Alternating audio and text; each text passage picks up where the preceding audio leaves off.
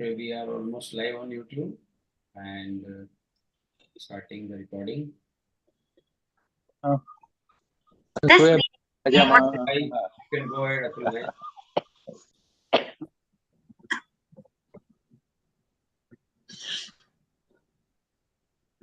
Kulji, please go ahead. Okay Reva lodge Vadodara, Rohit lodge Ahmedabad અને Jyoti lodge મુંબઈના ઉપક્રમે આયોજિત Uttar Pradesh federation, Madras federation, Gujarat federation અને મુંબઈ ફેડરેશનના ત્રિવેણી મંગળવાર મીટના આજના પ્રવચન શ્રી રમણ મહર્ષિની યાદમાં તેમના વક્તા શ્રી ધ્રુવ, સુશ્રી રંજનબેન વૈદ્ય, અંશુયાબેન દેસાઈ તેમજ મીનાક્ષીજી તેમજ આજની સભામાં હાજર સર્વે સભ્યોનું સ્વાગત કરું છું. આજની સભાની શરૂઆત કેશવરબેન આપણને વૈશ્વિક પ્રાર્થનાથી કરાવશે. કેશવરબેન, આપનું સ્વાગત છે.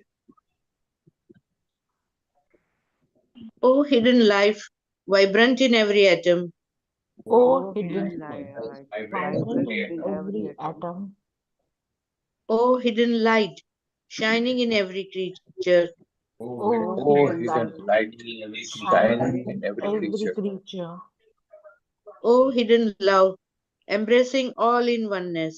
Oh, hidden love, embracing all in oneness. May each who feels himself as one with thee. May each who feels himself as one with thee. know he is also one with every other.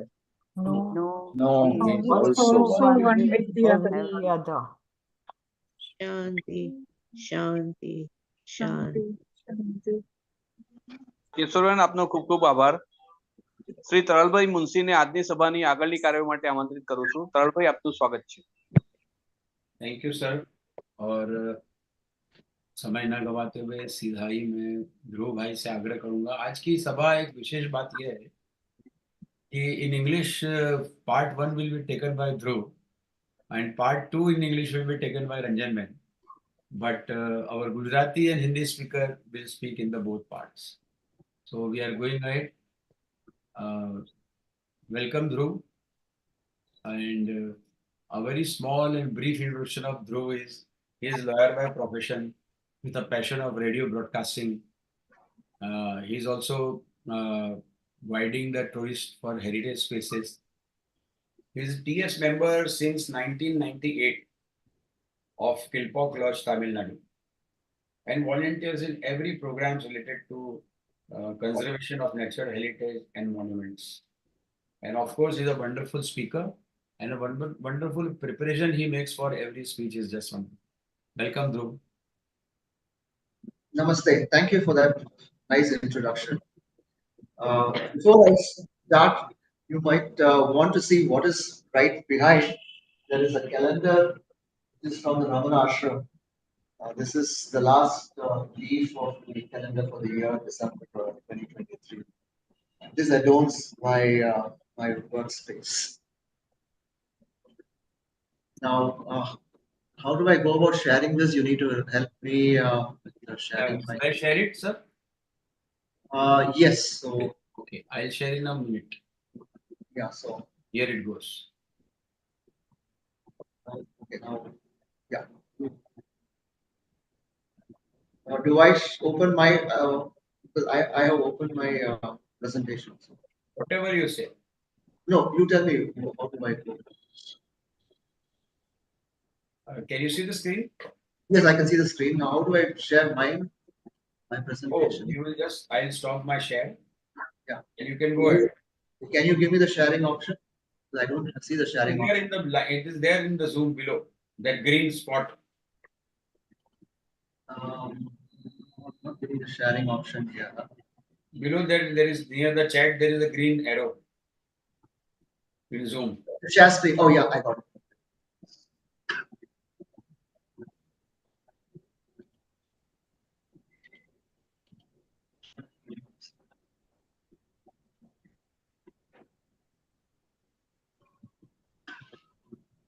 Yeah, we can see it.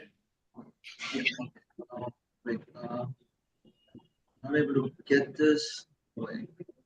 Oops, stop. Can I'm not able to. Can you see it now? Is it full Yeah, I screen? can see it, but I can also see the sides slide thing. Yeah, wait, and then let me stop the sharing. And then I will once again. You One will more. share PDF, that is better. Pardon? PDF, that is better. Okay, then let me stop the sharing now. How do I stop the sharing? Just Click. Okay, wait, let me You close already this. stopped it. Okay, I'll open up the PDF. You can adjust the PDF also as per the screen. I am ready. If you want, wish I can also. Yes. Now, can I do the sharing of the screen?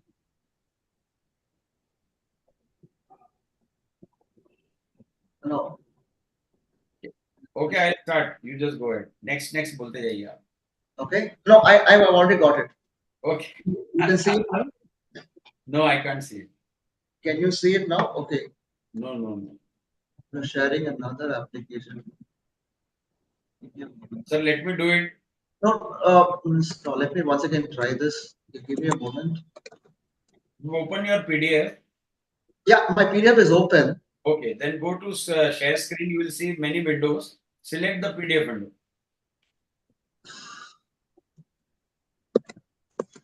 No, the share screen is not clicking.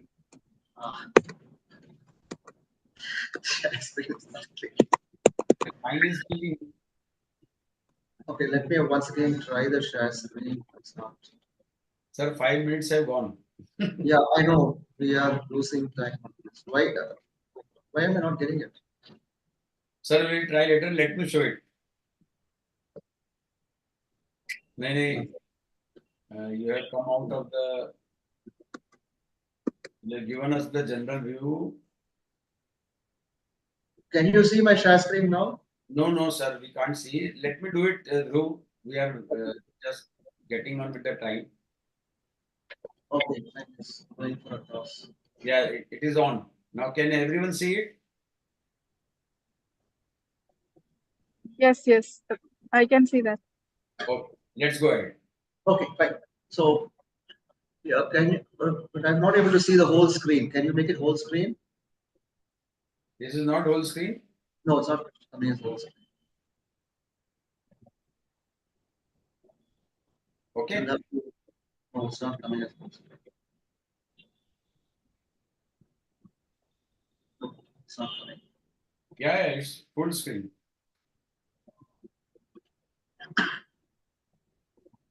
No. It's very well readable. If you can want to start with it, it is readable and very visible Can you also. make it? Can you make it? Can you click on the right? There'll be some things for making it full screen. So we can't do it on our. I think it's you got to do. Just a minute, I'm trying. Please wait. Okay. No. The parts of the screen is not visible. Can you turn off your share screen? Let me try once again at my end. Let me try my share screen once again. Can you? I have already switched it off, sir. My share screen is not working. It's not giving me the right to share screen. I'm not getting the right to share screen. No, you have the right to share, sir.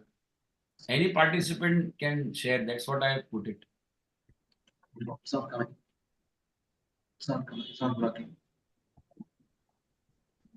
And it is not. So you can share your PPT, which was there. It's all right. You can do it full screen there.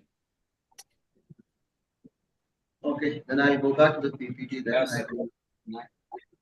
Dhruv bhai, 9 minutes have gone, sir. Sir?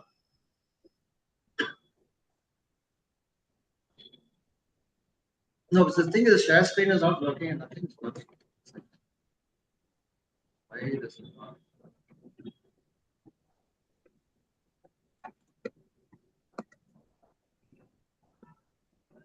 No, I'm not. The share screen is not working, sir. Okay. I'm not able. Can I log out and come back? I think I'll log out and come back because the Shastri is not there. Okay, now try.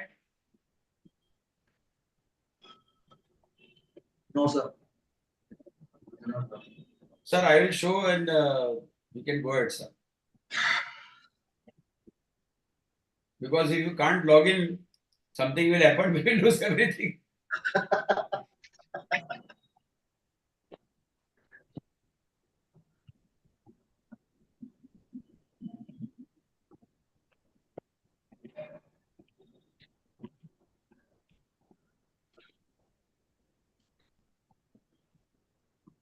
Okay, let's go ahead, sir. Okay, yeah. Now, right, okay. So from what you see in the first slide, this is one interesting slide which I got on the life of Ramana Maharshi. This is most of his teachings are through question and answer. People interact with him and then get to know him better. And this is the first slide that I got while I do my introduction. I just thought I would share this slide, and that is a question which was put by a Westerner to him: how are we supposed to treat others? And the answer from Sri Ramana Maharshi was, there are no others. It's such a profound answer. Wow. There are no others. If you take a step back and imagine what do you mean by that statement, by that answer, it means that there is no such thing somebody else. It's not I, it's not you, it's just we, ours, and ourselves. We are all one. That is what he meant. There are no others. Can you go to the next slide, sir?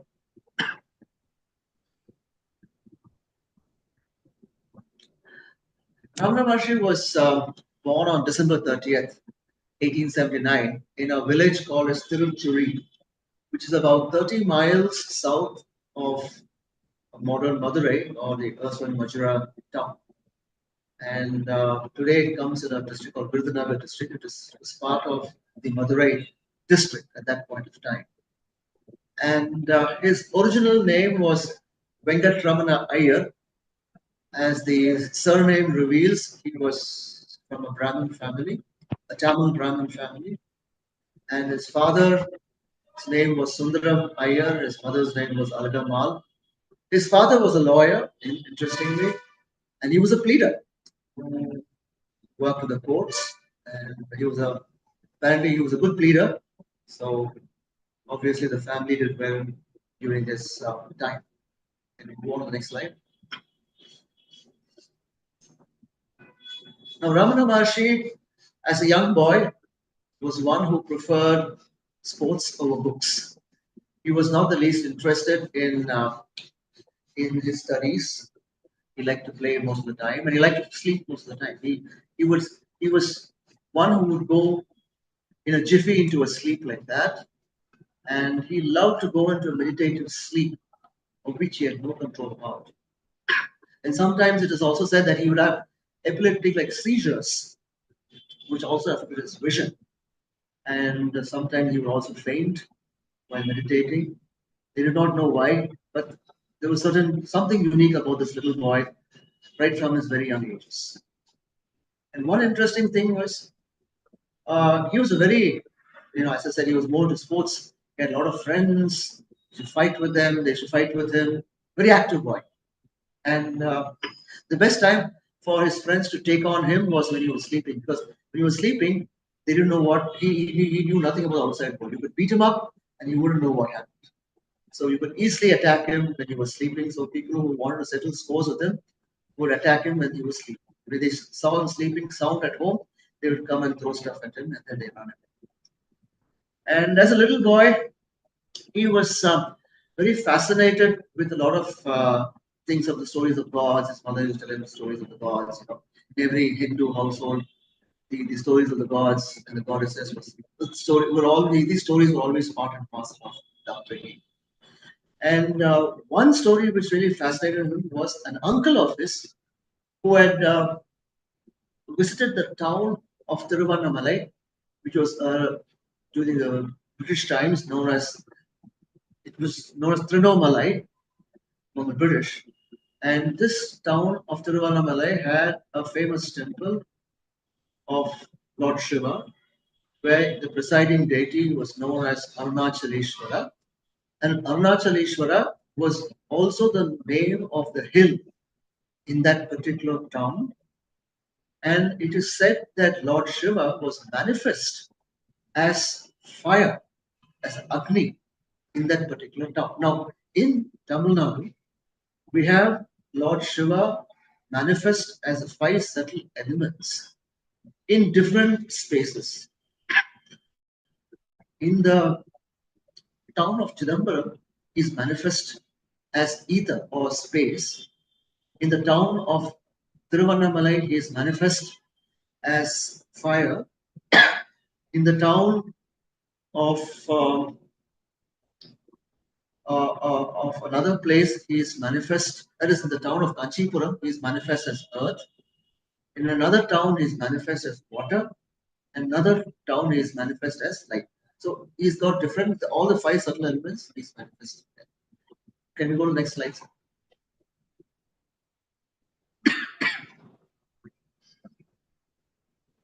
Now, ever since Ramana Maharshi heard of Arunachala, the hill and the temple where Lord Shiva was manifest in the form of fire, he was always captivated and entranced with imaginations of Lord Shiva as Arunachala. Now, he has never seen Arunachala. He has never seen a portrait also of Arunachala. But what he has imagined is from what his uncle has told him about Arunachala. And he would always get into a trance thinking about Arunachala. He fell in love with Lord Shiva, and he was always interested in the manifestation of Lord Shiva as Arunachala because the form of fire. And fire was something which was so dear to this boy, Venkatramana. And since he was so engrossed in these things rather than his academics, his parents were not happy about it. No parent is happy today, even today, that if their son takes to religious studies or spiritual studies, they are ever happy about it. And true to that, his father being a lawyer, wanting his children to be, something very successful in life, he didn't like his children, especially his second son, whom he liked a lot, getting into spiritual things. That was the last thing he wanted. So then he thought, this village is not the right place for his son. Let me send him to the town. So he sends him to the town of Dindigul, which is close by, so that he gets better education in terms of English education. And he thought that this will change him. So he sends his 2 children. I mean, he has 3 children, but he sends his first son and his second son. Here, Venkatramana was the second son, sends both of them to Dindigul to study. Next slide. Now, did this change him? I don't think it ever changed him. Unfortunately, his father died at a very young age. His father died in 1890 when Ramana was just 12 years old. And his mother and uncle felt it is better the children live with this uncle who was in Dindigul, who was in the government service. And this man was transferred to the town of Madurai, where Ramana was asked to join the American Missionary School, which was an English medium school. So he goes there and he joins American Mission School. So that way, the parents are happy. His mother is happy. At least he's staying with his uncle and he's getting good English education. He's studying in a missionary school and he would probably prosper better. But then a fatherless boy, not easy to control, and knowing Venkatramana, who's very boisterous, very energetic, a boy, it is not easy to control him. Now, by 1895, the boy is 16 years old, not easy to control as an adolescent. And he, for once, started reading a lot and he understood that the town of Tiruvannamalai is real, the hill of Arunachala where Lord Shiva is real. And as every passing day, his love and entrancement of Lord Shiva gets more and more of him. And while he was 16 in school, he gets to read the text called Periya Purana. The Periya Purana is a compendium of the life and times of 63 Nayanmars. Now, Nayanmars are great saints who have sung the praise of Lord Shiva, and they were ardent Shiva devotees. And these are Shiva devotees whom Lord Shiva himself has put to the ultimate test. And when Lord Shiva is happy about the devotion that they have for him, he himself would come and rescue them from the test that he has put before. And then Lord Shiva would bless them and say, you passed the test, now you will join me in my divine space of Kailasa. You finish your time on this earth, you will join me in my divine abode. Now, the stories of these great saints are recorded in the Periya Purana, and there are 63 such saints.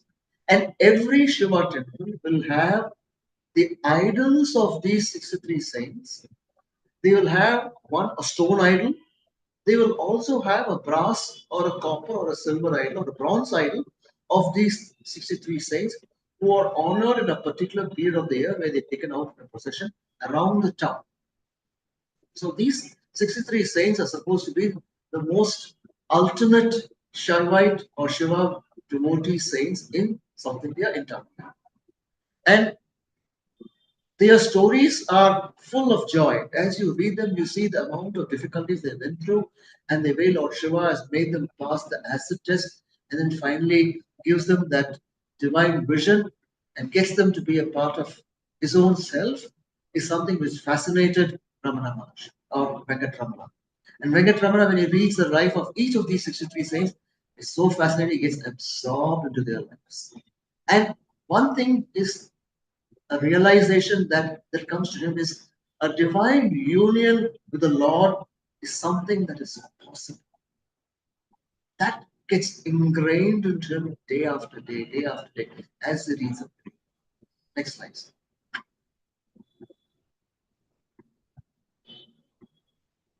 Now, when he was living in the town of Madurai as a 16-year-old, he used to go to the Minakshi temple. Now, Madurai is famous for the Minakshi temple. If you come down south, please do make it a point to visit the Minakshi temple. It is one temple which is massive. I call it a massive temple because the sheer size of it is so huge, and such a huge space has got two important shrines, one for the goddess and one for the Lord, Shiva. And in this temple, the goddess is more important than the Lord Shiva. So if you go to the Minakshi temple, you will have to first go to the shrine of the goddess and then visit the Lord Shiva. So much so in South India, and if you go to the town of Chidambaram, you first go to the Lord Shiva's shrine and then you go to the shrine of the goddess. Now, a little joke over here or a little trivia here is that very often in South India, people would like to know who's controlling the house. So to know who's controlling the house or a home, they'll ask, is your home like Madurai or is it like Chidambaram? Because if I say it is like Chidambaram, it means the man is ruling the roost. If I say your house is, my home is like Madurai, it means the lady of the house is ruling everything in that house. So in a very euphemistic way, I would ask, is your home Chidambaram or is it like Madurai? So in Madurai, the goddess is most powerful. So everybody will go to her shrine first and then they will go to his shrine. And every time he would go to the shrine of Minakshi temple, he would go into an ecstasy. He would be filled with joy. He comes out with so much of joy. And everybody could see the joy in his face. So they felt that something was happening to this boy. He was just connecting with the Lord so well in this space. And by July 1896, he had a near-death experience in this particular shrine. And that transformed him like never before. At the age of 16, he said, I've had enough of this worldly life. I'm not interested in my academics anymore. I'm not interested in my parents. I'm not interested in my brother. I'm not interested in my mother. I think I've got the call of the Lord Almighty. I'm going to go. And then he plans his way out. Excellent.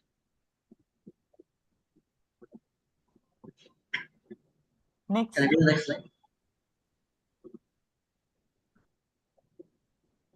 Finally, on 29th of August, under the garb of attending a special class, he escapes from home with his frugal savings. Now, we all know when we say special class, that's the best way to escape from something else.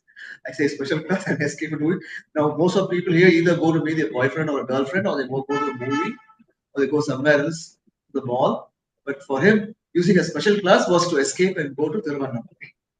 So he took whatever savings he had and took the train, an overnight train, and took 2 trains because from Madurai he has to go to another junction called Trichy. From Trichy he takes another train to go to the town of Tiruvannamalai, and he lands up in Tiruvannamalai next day. Now by the time he reaches Tiruvannamalai, fellow is totally tired because he doesn't have proper sleep. Then he is also famished because he eaten the whole night. And whatever little money he has got, he already spent in paying the train tickets. So what does he do? Well, the next place he goes straight to the temple. He takes refuge in the temple of Lord Shiva, Arunachaleshwara. He goes and takes refuge over there. A lot of devotees giving him, prasadam. So he eats that. And then he just goes and starts meditating in the shrine of Lord Shiva. The little caves around the main shrine. He goes and sits inside that cave and he starts meditating. Next slide. Now, as he starts meditating, as I also told you earlier, once he goes into meditative trance, he loses control of his whole self. He goes into such a deep trance, even if you go to beat him up, he doesn't know what is happening. And a lot of ants used to come and bite him in the little cave that he was. Ants used to come, bees used to sting him, he's been bitten by animals or rats. He never knew what was happening. This man, this boy, this 16-year-old boy would go into such a trance that he knew nothing, but he would go into such a trance. And such a trance that he would not eat at all. For days together, he would be involved or engrossed in that trance. Nobody to stop him from the trance, and he just go on praying to Lord Shiva because his eagerness to be a part and parcel of Lord Shiva was so strong that nothing was doing. And because of this, he faced a lot of sufferings. Now, as he wanted to get deeper and deeper in his trance, he started shedding all his clothes. He gave up his shirt. He said, "No, I don't want these attachments." He threw off his shirt. He threw off his pants. And all what he had was a cord piece. A simple cord piece that he had around his waist. That was it. He had no, he said, "I don't want any attachments. I want to connect with the Lord Almighty. I just want to be this." And the only solace he got was his faith. The faith got him deeper and deeper and deeper into a meditative state to win Shiva. Next. Now, as I said, when you go into such endurance issues, you have faced a lot of pain, you face a lot of suffering, and among them, sometimes some devotees who would peep into that little cave on the side would come and say, "Oh my God, here's this boy who's become like a skeleton. We need to give him something." The fellow was in such a trance, even if you tap him, he wouldn't get up. So they have to wake him up and then eat something, eat something. People would treat him. Otherwise, he would not even come out. He just want to be in the cave. And sometimes you could see ants biting him, you could see swellings on his body, you could see a lot of bitter stings, and he still didn't bother because he was so deep in his trance and people were so worried about him. And just as he was worried about it, some people felt bad about him. They would just say, "Okay, please take his food." But that did not stop him. He would still go on about it.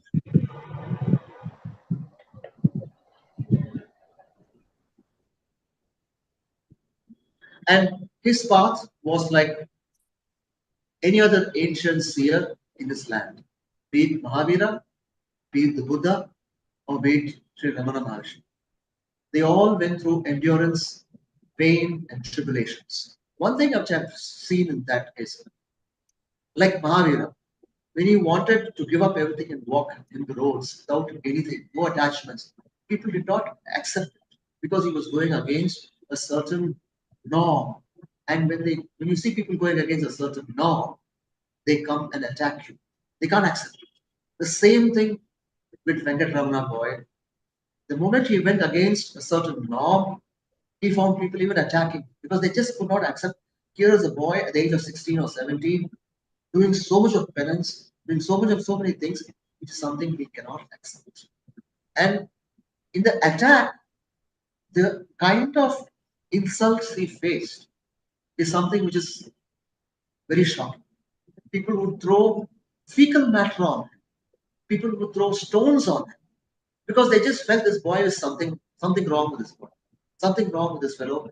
We can't accept it. So how do you show your anger on something like that, they were attacked. And this is how Mahavira was attacked. This is how the Buddha was attacked. And this is how Ramana Maharshi was. But finally, he endured all the pain, the tribulation of it all for about 2 years. And at the end of it, one Sheshatri Swami and Palani Swami, very senior saints in Tiruvannamalai town, noticed him, and they found this fellow's endurance was so shocking that they were so enamored by it that they started saying, there's something special with this boy and we should take care of it. And that changed the fortunes of this boy.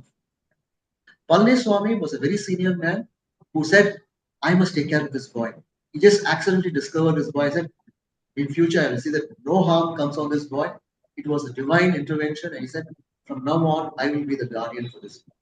And things changed dramatically.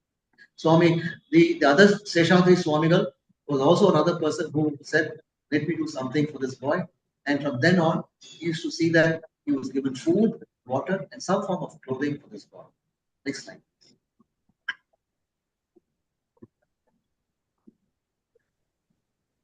As I said, Seshatri Swami and Palani Swami took care of the young boy with so much of faith, love, and affection. It is said that when he saw him, when Palani saw him the very first time, the first glance of this boy, Venkatramana, filled his heart with peace and bliss, what he was searching for in the abode of Arunachala. He felt almost that he had an audience with Lord Shiva. And he saw this boy. And for this little boy, Venkatramana, there was always this yearning that the union with the Lord, and this would happen one fine day. It was about it. Next. Sir, 3 minutes left. Yes, I'm almost coming to the last few slides. Yeah. Now, meanwhile, in 1898, 2 years after, or 2.5 years after he left home, his mother and uncle somehow traced him to the town of Tiruvannamalai, and they begged him to return to live. But this 19-year-old boy said, no, I'm not coming. I'm happy being in this abode of Arunachala. And there. And ironically, his mother did not accept him taking to sannyas. Although she said, okay, you can come and be a sannyasi in our home itself. He said, no, I'm not coming. Ironically, 18 years later, in 1916, his mother himself comes to live with him. And she also accepts sannyas. His brother also accepts sannyas. Until she died in 1922, she lived with him as a sannyasi. Next, please. Now, Venkatramana, later on, by 1899, 1900, as a 22-year-old boy, he moved away from the temple and he used to start to live in the hill Arunachala. Now, an important thing of this particular town of Tiruvannamalai is the town and the hill of Arunachala. The town became famous because of this hill called Arunachala, where Lord Shiva was manifest in the form of fire. And every time in the month of Kartikeya, that was the last lunar month, the month of Kartikeya month, they light a deepa on top of the hill. It's Agni which is lit on top of the hill on the day before the full moon. And this is called a Kartikeya deepa because it is done in the month of Kartikeya, and they do this, so it's called a Kartikeya deepa. And to see this, people from across the country, across the world come and line up just to see this light being lit up on top of the hill. Now, the hill is a huge hill on which people often observe penances and try to climb up this hill. And just to have a witness, and you can, from a far distance also, you can see the light being lit up on this hill. And to signify that Agni is on top of the hill, they light this deepa. And this deepa keeps burning for days together. Now, this boy Venkatramana was fascinated by this hill. To go around this hill, the road around this hill is about 9 miles. That's about 14 kilometers around this hill. So you can imagine the size and the expanse of this hill. And people often on the full moon day, many devotees would go around the hill barefooted, walking around this hill while praying incessantly to Lord Shiva. Now, interestingly, Venkatramana moves and starts to live within this hill. In the caves around the hill, he prefers to live in these little caves as he feels that he's connecting to Lord Shiva better inside these hills. And Sheshatri Swami and Palani Swami were always there, protecting him from all people who even came to see him. Because as the fame of this boy's, as the rigorous penances of this boy grew stronger and stronger, people felt there was something special of this boy. Many devotees would come, say they offer their prayers at the temple of Arunachala of Lord Shiva and also come and see. Because they felt that their trip to this town of Tiruvannamalai was not complete unless they saw the Lord and also saw this boy. So by the early 20th century, this boy became very famous and a lot of people used to come and meet just to see him. He was fascinated. This young boy who was doing such severe penance that he doesn't know the whole world. So the people will come and see him. Next slide. So to see that the devotees don't come and disturb him, what they would do is they would safeguard this boy and see that this boy is taken care of and all the devotees can see him at a distance. Now the first recognition for Venkatramana comes from a government official called Siva Prakasham Pillai in 1902, when Venkatramana was just about 24 years old. And this was a question and answer session which he had with about 14 questions which he puts to him.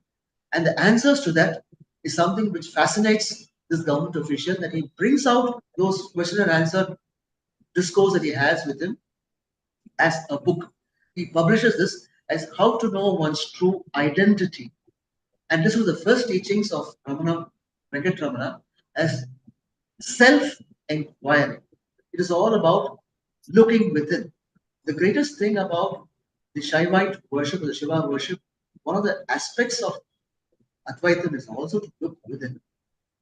And to look within you. He doesn't prescribe of a God outside you. The God is manifest within you. Look within. Self-inquiry. Next slide. The recognition, by 1907, he was quite famous in that area. Another 2 minutes, I'll be finishing, I think, the last few slides. The next recognition came from when he was 27 years old, 1907, from Ganapati Shastri, a Vedic scholar, who, on interacting with him on self-inquiry, he felt that Venkatramana was indeed God manifest soul, and he refers to him for the first time as Bhagavan Ramana Maharshi. Ever since then, this 27-year-old boy, by all the devotees, was referred to as Ramana Maharshi. So from Venkatramana, his name becomes Ramana Maharshi. Since then, this noble soul was known as Ramana Maharshi. And at the request of his devotees, he composed 5 hymns. One of those hymns is a very famous hymn, which is said to be an alphabetical marital garland for Lord Shiva. This particular hymn symbolizes the love and the union between the human soul and God, expressing the attitude of the soul that still aspires to be one with the Lord Almighty.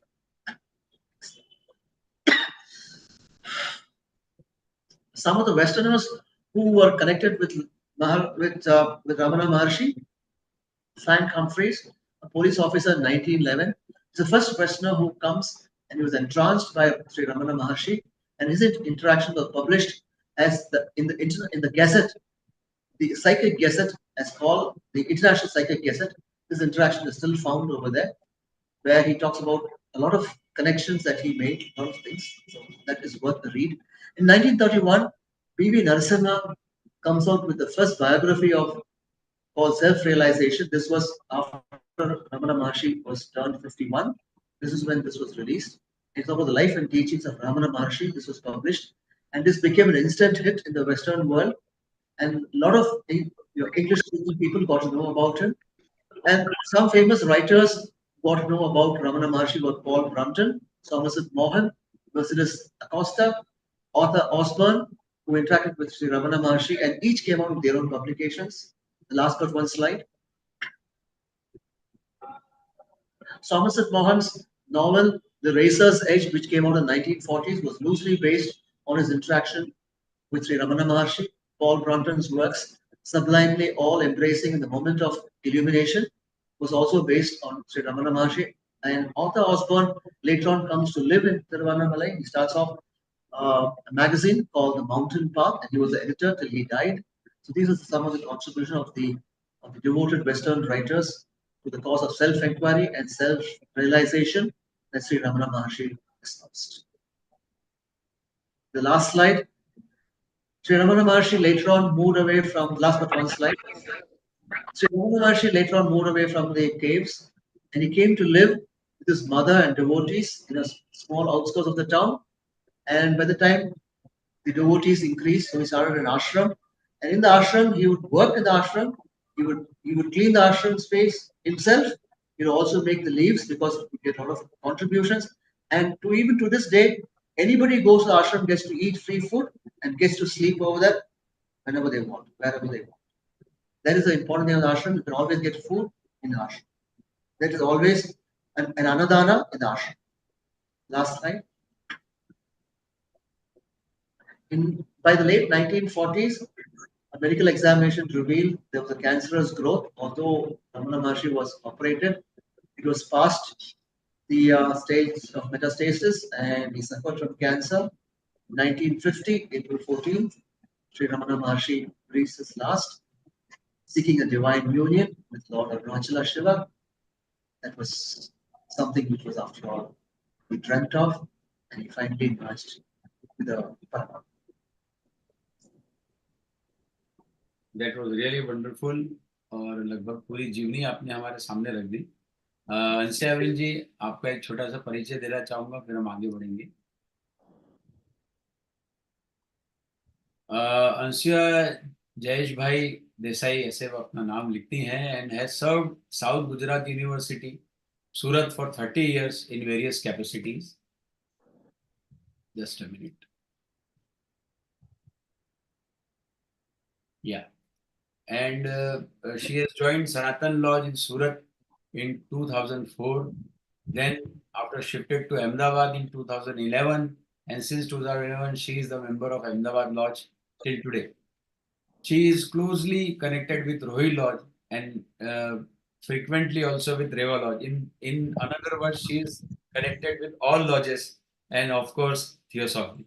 And whenever she comes, either Gujarati, Hindi, she gives a wonderful briefing of everything. Thank you. Please go ahead and say. Unmute कर लीजिए. Unmute.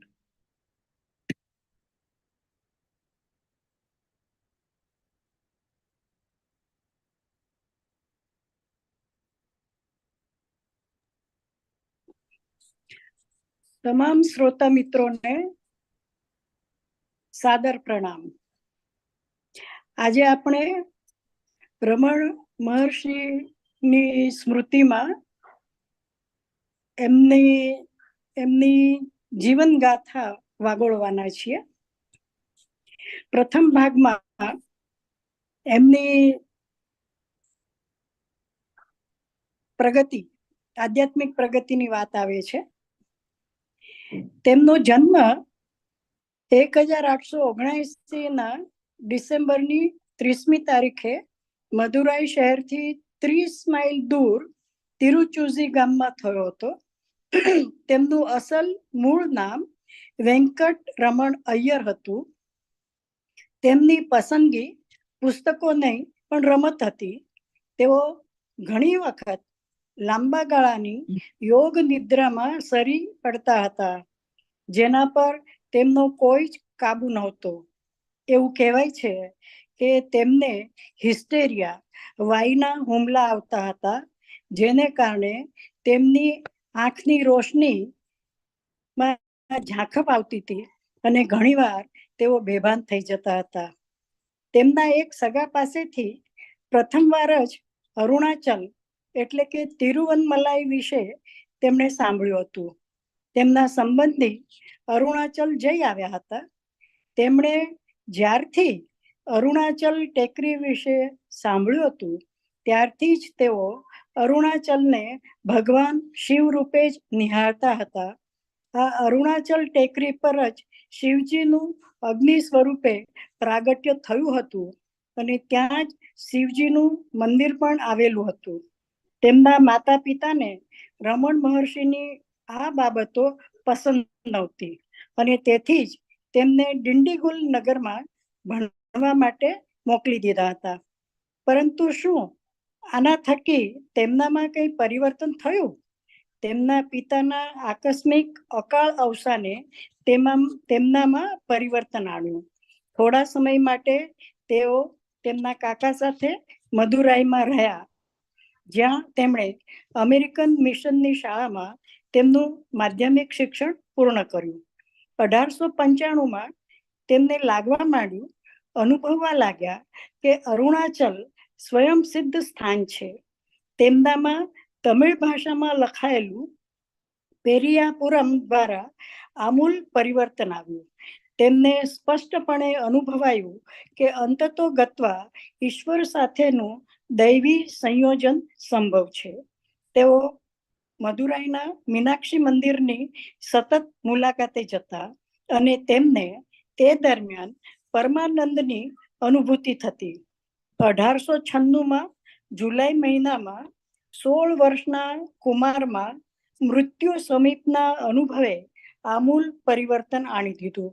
આ મૃત્યુ સમીપના અનુભવે તેમને દુન્યવી પાર્થિવ બાબતો, શૈક્ષણિક કારકિર્દી, ભાઈ ભાંડરડા વગેરે બાબતે ઉદાસીન કરી દીધા અને અરુણાચલ પ્રત્યેના ઈશ્વરના સાદને અનુસરીને તેના પ્રત્યે અતિ આકર્ષિત કર્યા. અંતતો ગત્વા 29 ઓગસ્ટ 1896માં વિશેષ અભ્યાસમાં જોડાવાના બહાના હેઠળ તેમની નગણ્ય બચત સાથે તેઓ ભાગી નીકળ્યા. તેમણે આખી રાતનો પ્રવાસ ટ્રેનમાં કરીને તિરુવનમલાઈ ત્રિનોમલાઈ પહોંચવા અન્ય બીજી ટ્રેનમાં પ્રવાસ કર્યો. અતિશય થાકેલા, ભૂખ્યા, તરસ્યા ત્રિનોમલાઈના અરુણાચલેશ્વરના મંદિરમાં શરણાર્થી તરીકે તેમણે આશ્રય લીધો. તેમના જીવનના આગામી થોડા વર્ષો તેમણે તિરુવનમલાઈ નગરમાં અતિ ગરીબાઈ અને સંઘર્ષ મુશ્કેલીમાં વિતાવ્યા. તેમના જીવનની સુખી આરામદાયી પળો તેમણે ઊંડી ધ્યાનાવસ્થામાં માણી અને તેઓ મન હોય તો માળવે જવાયની ઉક્તિમાં અતૂટ શ્રદ્ધા ધરાવતા હોવાથી તેમનું દ્રઢ મનોબળ અને દ્રઢ નિશ્ચય કેળવી શક્યા. તેમની ધ્યાનાવસ્થાની તંદ્રામાં તેઓ તેમના દુઃખ, સમસ્યાઓ વગેરેને વિસારે પાડી શક્યા. તેઓ ભમતા સાધુ અવસ્થામાં ભટકતા રહ્યા ત્યારે તેમની ભૂખ પણ મરી ગઈ અને ત્યારે તેમના સંવેદનશીલ ભક્તો, અનુયાયીઓ તેમના મોઢામાં અન્નના કોળિયા ભરાવતા હતા. સંન્યાસી અવસ્થામાં તેમણે વસ્ત્રોનો ત્યાગ કર્યો, લંગોટભેર કૌપિનધારી રહ્યા, જે ઘણા લોકોને અસ્વીકાર્ય રહ્યું. તેમનો આ પથ અન્ય દર્શકોથી અનેરો હતો. અનેક પ્રયત્નો, ત્રાસદાયક ધૂંધળી સ્થિતિ ઘણા લોકો માટે ઉદ્ભવી. અંતે અતિશય વિદ્વાનોની શોધ તેમના સહકારથી સ્વામી શેષાદ્રી, પલાણી સ્વામી જેવાની મદદથી શ્રી રમણ મહર્ષિનું ભાવિ બદલાયું. શેષાદ્રી સ્વામી, પલાણી સ્વામીએ આ નવયુવાનનું ખૂબ જ પ્રેમ, શ્રદ્ધા તથા ભાવપૂર્વક જતન કર્યું.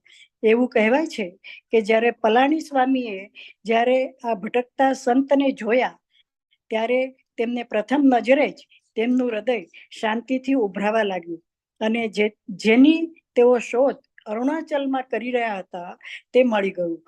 વેંકટ રમણની ઈશ્વર સાથેના દૈવી સંયોજન માટેની ભૂખ અને આતુરતા વાસ્તવિકતામાં પરિણમી.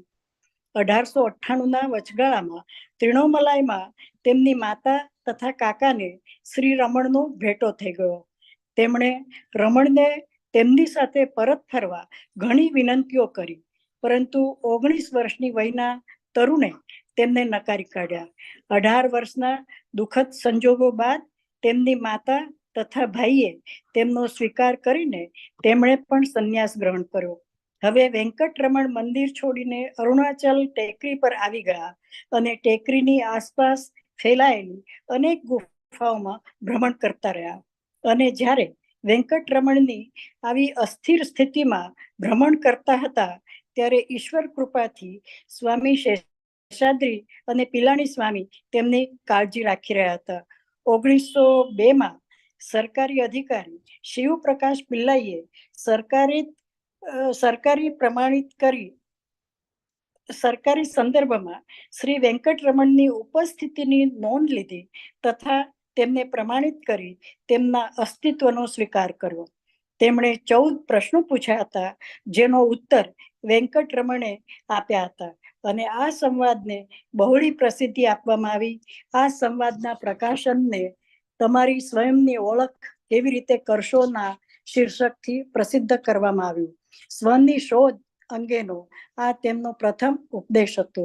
27 વર્ષના વેંકટરમણને 1907માં અધિકૃત રીતે વૈદિક શાસ્ત્રી ગણપતિ શાસ્ત્રીએ અનુમોદન આપ્યું. સ્વની શોધ અંગે વૈદિક વિદ્વાન ગણપતિ સાથેના સંવાદ ચર્ચા વિચારણાઓના અંતે ગણપતિએ જાહેર કર્યું કે વેંકટરમણ વાસ્તવમાં ઈશ્વરીય આત્માનું પ્રાકટ્ય છે અને તેમને ભગવાન રમણ મહર્ષિ તરીકે જાહેર કર્યા. ત્યારથી વેંકટરમણના આ ઉમદા આત્માનો ઉલ્લેખ રમણ મહર્ષિ તરીકે કરવામાં આવ્યો. પ્રભુ અરુણાચલ શિવના ભક્તો રમણ મહર્ષિને મળવા આવ્યા. તેમની વિનંતીને માન આપીને તેમણે 5 ઈશ્વર સ્તુતિની રચના કરી. આ 5 પૈકીની અતિ પ્રસિદ્ધ એવી મૂળાક્ષરોની બારાખડીની અક્ષરમાળા જે શિવજી માટે રચવામાં આવી હતી તે જગ 32 ખૂબ જ લોકમાન્ય થઈ છે. આના વડે ઈશ્વર પ્રત્યેની પ્રીતિ તથા માનવ આત્મા અને પ્રભુનું મિલન સ્થાપિત કરવામાં આવ્યું છે અને આત્મા કે જે હજી પણ પ્રભુ પ્રાપ્તિ માટે તલસી રહ્યો છે તેનો અભિગમ દર્શાવવામાં આવ્યો છે. 1911માં ફ્રેન્ક હેમ્ફ્રે જે પોલીસ અધિકારી હતો, પશ્ચિમી દેશનો હતો, તેણે શ્રી રમણ મહર્ષિ સાથે જે ચર્ચાઓ કરી હતી તે આંતરરાષ્ટ્રીય મનોવિજ્ઞાનના ગેઝેટમાં આમેજ કરવામાં આવી હતી. બીવી નરસિંહ રાવે 1931માં તેમની જીવનગાથામાં સ્વજાગરણ અને રમણ મહર્ષિનું જીવન તથા ઉપદેશ પુસ્તક પ્રકાશિત કર્યું અને તે પણ ખૂબ જ જગ પ્રસિદ્ધ પામ્યું. ત્યારબાદ થોડાક પાશ્ચિમાત્યોએ, જેમાં પોલ બ્રુટોન, સોમરસેટ મોગમ, Mercedes de Acosta, Arthur Osborne, તત્કાલીન જગ પ્રસિદ્ધ વિદ્વાનોએ રમણ મહર્ષિ સાથે જે ચર્ચાઓ કરી, વાતચીત કરી તે પુસ્તક રૂપે દરેકે પ્રકાશિત કર્યું. 1944માં સમરસેટ મોગમે રેઝર એજ નામની નવલકથા લખી અને પ્રકાશિત કરી. પોલ બ્રુટોનના કાર્યો જેવા કે સલ્લામલ્લી ઓલ એમ્બ્રેસિંગ તથા મોમેન્ટ ઓફ ઇલ્યુઝિનેશન પ્રકાશિત થયા. આર્થર ઓસબોર્ન માઉન્ટન પાથ મેગેઝિનમાં પ્રથમ તંત્રી સંપાદકે મેગેઝિન પ્રકાશિત કર્યું. આ તમામ શ્રી રમણ મહર્ષિના પાશ્ચિમાત્ય અનુયાયીઓ તથા ભક્તોએ તેમનું પ્રદાન કર્યું છે. ઘણા સમય બાદ શ્રી રમણ મહર્ષિ ગુફામાંથી બહાર આવ્યા અને તેમના ભક્તોના અને તેમની માતાના આગ્રહથી આજે જે શ્રી રમણ આશ્રમ છે ત્યાં નગરમાં રહેવા લાગ્યા. અનુયાયીઓ તથા ભક્તોના યોગદાનથી આજે આશ્રમ અનેકવિધ પ્રવૃત્તિઓથી વિશાળ વિસ્તારમાં ધમધમી રહ્યો છે. 1948ના અંતિમ ભાગમાં તેમનું મેડિકલ પરીક્ષણ કરાયું, જેમાં જણાયું કે તેમના બાવડામાં કેન્સરની શરૂઆત થઈ રહી છે. તેનું ઓપરેશન કરવામાં આવ્યું, પરંતુ હવે તેમનો સમય ખૂબ પાસે આવી ગયો હતો. 14 એપ્રિલ 1950માં શ્રી રમણ મહર્ષિએ તેમનો અંતિમ શ્વાસ લીધો. આમ અરુણાચલ શિવ પ્રભુ સાથેનું દૈવી સાયુજ્ય સાથે તેમણે તેમના દેહનો ત્યાગ કર્યો. આભાર. थैंक यू अंशुबेन जी. અને अब मैं मीनाक्षी जी से वो कहूंगा कि वे हिंदी में कहें अल्प परिचय के बाद. उन्होंने थियोसॉफिकल सोसाइटी 1988 में ज्वाइन की उनके पेरेंट्स के द्वारा, क्योंकि वो सेकंड जनरेशन थियोसॉफिस्ट है और वे नागपुर लॉज से बिलोंग करती हैं. वर्तमान में भोपाल में रहती हैं और लास्ट ईयर भी उन्होंने जो बच्चों का एक लाइव इवेंट हर साल मराठी फेडरेशन का होता है उसे हमेशा वो कंडक्ट करती हैं. लगभग 50 के ऊपर छोटे छोटे बच्चे होते हैं. बहुत ही अद्भुत ये कार्य होता है. रिसेंटली उज्जैन में एक स्टडी क्लास थी, उसमें भी उन्होंने पार्टिसिपेट किया था वो रेगुलर स्पीकर है इंडियन सेक्शन की, ज़्यादातर महात्मा लेटर्स के ट्रांसलेशन और उसके स्पीच में हमें दिखती हैं। और उसके साथ ही वो on the spot Marathi, English, Hindi 3 भाषाओं में आसानी से अनुवाद कर सकती है, तो मैंने खुद देखा है। तो मीनाक्षी जी प्लीज आप हिंदी में कहें। धन्यवाद। सभी को प्रणाम, नमस्ते सभी को। आज की चर्चा का विषय है श्री रमन महर्षि, और यह प्रथम भाग उनके जीवन काल पर प्रकाश डालता है।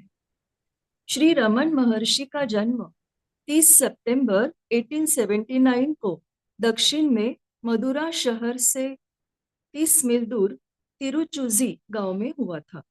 उनका नाम वेंकटरमन अय्यर था। बचपन में श्री रमन महर्षि पढ़ाई लिखाई से ज्यादा खेल को प्राथमिकता देते थे। अक्सर वे गहरे ध्यान में डूब जाते थे, मानो जैसे गहरी नींद में हो, जिस पर उनका कोई नियंत्रण नहीं होता था। ऐसा कहा जाता है कि उन्हें मिर्गी जैसे दौरे भी पड़ते थे, जिससे उनकी दृष्टि पर अक्सर असर होता था और वे बेहोश हो जाते थे। उनके एक रिश्तेदार ने अरुणाचल यानी कि तिरुवन्नमलई की यात्रा की थी और इन्हीं से इस क्षेत्र के बारे में सर्वप्रथम बालक रमन ने सुना था। जब से उन्होंने अरुणाचल, उसकी पहाड़ी और मंदिर के बारे में सुना जहां भगवान शिव अग्नि रूप में प्रकट थे, वे भगवान शिव की अरुणाचल के रूप में कल्पना से मंत्रमुग्ध हो गए। निश्चित ही उनके माता पिता बालक वेंकटरमन से खुश नहीं थे और इसलिए उन्हें बेहतर शिक्षा प्रदान करने हेतु डिंडीगुल शहर में भेज दिया। उनके पिता की असामयिक मृत्यु हुई और उनका जीवन बदल गया। कुछ समय तक उन्होंने मदुरा में अपने चाचा के साथ रहना चाहा, जहां उन्होंने अमेरिकी मिशनरी स्कूल से हाई स्कूल तक पढ़ाई पूरी की। 1895 में उन्हें समझ आया कि अरुणाचल की पहाड़ी वास्तव में है। तमिल ग्रंथ पेरिया पुराणम पढ़ने के उपरांत उनकी बोधक क्षमता में सदैव के लिए अमूलाग्र बदल हुआ। उन्हें यह महसूस हुआ कि भगवान शिव से एकाकार होना संभव है। मदुरई स्थित मीनाक्षी मंदिर में वे अक्सर जाया करते थे। वहां जाने पर अक्सर वे परमानंद में लीन हो जाते थे। 1896 के जुलाई महीने में इस 16 वर्ष के युवा रमन ने मृत्यु के करीब जाने का अनुभव किया। इस अनुभव से उनमें अमूलाग्र परिवर्तन हुआ। इस अनुभव के उपरांत वे शिक्षण और रिश्ते नातों और संबंधियों के प्रति पूरी तरह से अनासक्त हुए। अरुणाचल के भगवान शिव के प्रति उनका भक्ति भाव बढ़ता गया। आखिरकार 29 अगस्त 1896 में स्पेशल क्लास में भाग लेने के बहाने बहुत थोड़े बचाए हुए पैसों के साथ उन्होंने घर से प्रस्थान किया। तिरुवन्नमलई पहुंचने के लिए 2 ट्रेन बदलकर रात भर का सफर किया। पूरी तरह से थके हुए और भूखे प्यासे होने के कारण दर्शन करने के बाद उन्होंने तिरुमलई में अरुणाचलेश्वर के मंदिर में शरण ली। उनके जीवन के अगले कुछ साल तिरुवन्नमलई में गरीबी और घोर कष्टों में बीते। वे गहरे ध्यानावस्था में मगन रहते थे। दृढ़ता एवं अटल विश्वास से वे आगे बढ़ते गए। जहां चाह है वहां राह है, यह उन्होंने कर दिखाया। दर्द और पीड़ा को सहन करने की उनकी क्षमता इतनी प्रबल थी कि गहन ध्यानावस्था में उन्हें कुछ भी पता नहीं चलता था। अक्सर उन्हें किसी दयालु भक्त द्वारा खाना खिलाया जाता था, क्योंकि वे भूख से बेखबर हो गए थे और वे एक भ्रमण करने वाले सन्यासी बन गए थे। एक सन्यासी के रूप में उन्होंने एक लंगोट के अलावा सभी वस्त्रों को त्यागा था। इस बात को बहुत से लोगों ने पसंद नहीं किया। उनका मार्ग हमारे भारतवर्ष के कई ऋषियों से भिन्न नहीं था। वे अनेकों परीक्षण और यातनाओं से गुजरे। अंततः शेषाद्री स्वामी और पलानी स्वामी जैसे विद्वान संतों के आधार ने उनकी किस्मत को बदल दिया। शेषाद्री स्वामी और पलानी स्वामी ने बहुत विश्वास से और स्नेह से युवा रमन की देखभाल की। ऐसा कहा जाता है कि जब पलानी स्वामी ने भटकते भिक्षु वेंकटरमन को देखा, तब पहली झलक में ही उनका दिल शांति से भर गया और आनंद विभोर हो गया, जिसकी तलाश वे अरुणाचलम के तीर्थ क्षेत्र में कर रहे थे। और युवा वेंकटरमन के अंतरतम में ईश्वर के साथ दिव्य एकरूपता, एकाकार की तड़प संभाव्य हो गई, वास्तविकता हो गई। इसी बीच 1898 में उनके चाचा और माँ ने उन्हें त्रिनोमलई में खोज निकाला और वे उनके साथ रहने के लिए वापस जाने की याचना की। लेकिन 19 वर्ष के युवा रमन ने मना कर दिया। हालांकि 18 साल बाद उनकी माँ और भाई भी उनके साथ आ गए और उनसे दीक्षा लेकर संन्यास को स्वीकार लिया। वेंकट रमन अरुणाचल पहाड़ी पर मंदिर से दूर चले गए और फिर पहाड़ी में एक गुफा से दूसरी गुफा भ्रमण करते गए। एक ओर उन पर दैवी कृपा थी, तो दूसरी ओर शेषाद्री स्वामी और पलानी स्वामी उनकी रक्षा करते थे और जरूरतों की पूर्ति करते थे। साल 1902 में सरकारी अधिकारी शिव प्रकाशम पिल्लई द्वारा वेंकट रमन को प्रथम बार मान्यता मिली। 14 प्रश्न और उनके उत्तरों के माध्यम से उनकी बातचीत का वह प्रकाशन था। प्रकाशन का शीर्षक था how to know one's true identity, अपनी वास्तविकता की पहचान कैसे करें। स्वयं की खोज, आत्मानुसंधान पर यह उनका प्रथम उपदेश था। 27 वर्षीय वेंकटरमन को अगली मान्यता वैदिक शास्त्र के पंडित गणपति शास्त्री से मिली। जब उन्होंने श्री वेंकटरमन से आत्मानुसंधान पर चर्चा की, उन्होंने यह जाहिर किया कि श्री वेंकटरमन ईश्वरीय है और वे उन्हें भगवान रमन महर्षि के रूप में मानने लगे। तब से वे रमन महर्षि के नाम से जाने जा रहे हैं। भक्तों के अनुरोध पर अरुणाचल के भगवान शिव ने रमन महर्षि को साक्षात्कार दिया, जिन्होंने 5 स्तवनों की रचना की। इनमें से एक भगवान शिव के लिए प्रसिद्ध अक्षरमाला है। 1911 में एक पुलिस अधिकारी फ्रैंक हम्फ्रीज श्री रमन महर्षि से प्रभावित होने वाले पहले पश्चिमी व्यक्ति थे। रमन महर्षि से उनकी चर्चा इंटरनेशनल साइकिक गैजेट में प्रकाशित हुई थी। 1931 में बी नरसिम्हा की जीवनी अर्थात self realisation, the life and teachings of Raman Maharshi प्रकाशित हुई और यह पूरी दुनिया में तुरंत प्रसिद्ध हो। इसके बाद उस समय के प्रसिद्ध पश्चिमी लेखक पॉल ब्रंटन, सोमरसेट मॉघम, मर्सिडीज अकोस्टा और आर्थर ऑसबोर्न, इन्होंने भी महर्षि के साथ वार्तालाप किया और सभी ने इसे प्रकाशित किया। कुछ साल बाद श्री रमन महर्षि अपनी माता एवं भक्तों के अनुरोध पर गुफाओं से निकलकर शहर के बाहर एक छोटी कुटिया में रहने लगे, जो आगे चलकर आज का श्री रमन आश्रम है। भक्तों के योगदान से आश्रम का और उसके कार्यों का विस्तार हुआ। श्री रमन महर्षि यथासंभव आश्रम के परिसर की सफाई और भक्तों के भोजन के लिए पत्ते बुनने का काम करते थे। 1948 के आखिर में मेडिकल एग्जामिनेशन के दौरान उनकी बाह में कैंसर की वृद्धि का पता चला। ऑपरेशन किया गया, लेकिन यह अपने अंतिम चरण में था। अंत समय निकट था। अप्रैल 1950 में श्री रमन महर्षि ने अरुणाचल भगवान शिव से एकरूप होने के लिए अपने पार्थिव शरीर का त्याग किया। Thank you.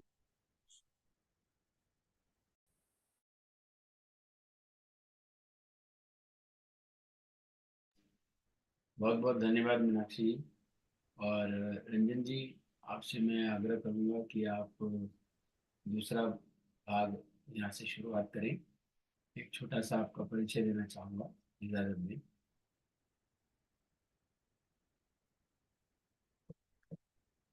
आदरणीय रंजन वैद्य जी स्कूल की प्रिंसिपल भी रही हैं, एडमिनिस्ट्रेशन में भी उन्होंने कार्य किया है और साथ ही एक MMGT ट्रेनर के रूप में भी कार्यशील रही हैं। भारत के साथ साथ मॉरिशस में भी उन्होंने बहुत लेक्चर्स दिए हैं, रिसर्च पेपर विभिन्न विश्वविद्यालयों में उन्होंने दिए हैं। वे संस्कृत भाषा की गोल्ड मेडलिस्ट रही हैं, थिएटर में भी कई अवार्ड्स जीते हैं और कई बार उनको बेस्ट टीचर अवार्ड से भी सम्मानित किया गया है। सबसे बड़ी बात है कि वर्तमान में भी वो थियोसॉफी को फैलाने के लिए एक यूट्यूब चैनल क्रिएट किया है अमृतम के नाम से, जिसे वे नेक्टर ऑफ लाइफ भी कहती हैं, और साथ ही एक फेसबुक पेज भी है। अ, और उन्होंने वैसे ध्यान के लिए भी करीब 10,000 से ज़्यादा विद्यार्थियों का मार्गदर्शन किया है। जैन मुनि अमिताभ बाबू की 8 पुस्तकों का गुजराती और अंग्रेजी में अनुवाद किया है। अवधूतिनी डायरी प्रवीण प्रकाशन द्वारा गुजराती में प्रकाशित है। और अभी शायद पाइपलाइन में अगर हम कहें तो उनकी एक मेरी 50 साल की आध्यात्मिक आध्यात्मिक पढ़ाई भी प्रकाशन की ओर है। और भी कुछ किताबें हैं, आज भी जो अभी हमें शेयर कर रही हैं वो शायद उस किताब का ही भाग है। उस बारे में वो हमें इस लेक्चर के बाद में बताएंगी। आइए, आपका स्वागत है।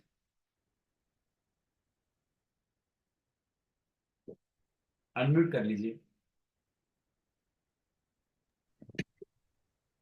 जी। My lots of salutations to Bhagwan Raman on his birth anniversary on 30th December.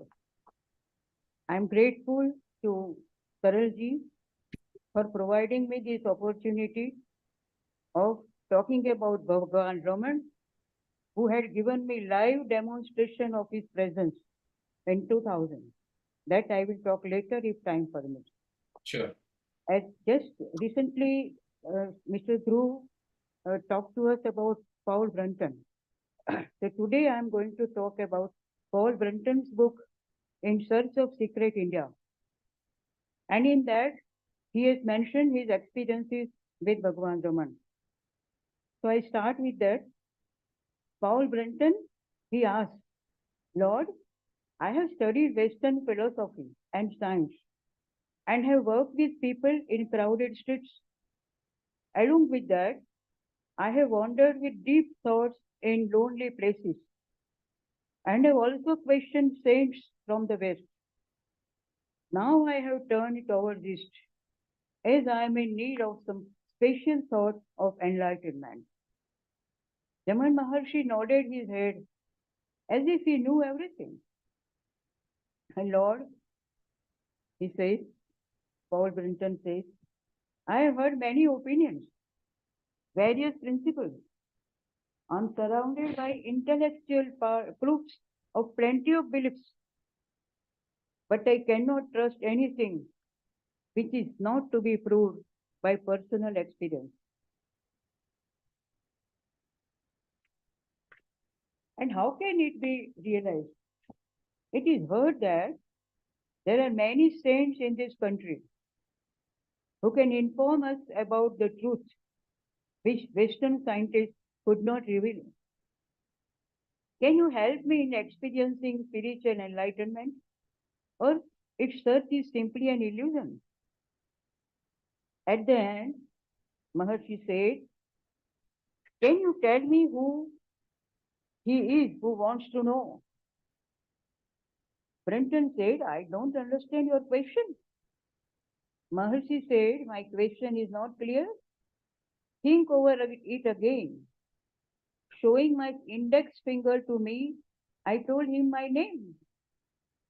He asked, do you know him? But that is your body. He added, I again asked, who are you? Know yourself first to know the truth. I asked. Brenton says, I asked, what can be done for that? And which method to be used as support? Maharshi said, thinking deeply about your form and meditating constantly, you will be able to attain light. Maharshi said, prayer, that is a progress, may not be seen. As he said that I don't see any progress, Maharshi said, answered, progress may not be seen clearly. and Guru might be of help. Individual experiencing depends on the mental maturity of the seeker. Wine gets fire instantly, but a coal might take longer time to burn. I asked, we are living in the time of crisis.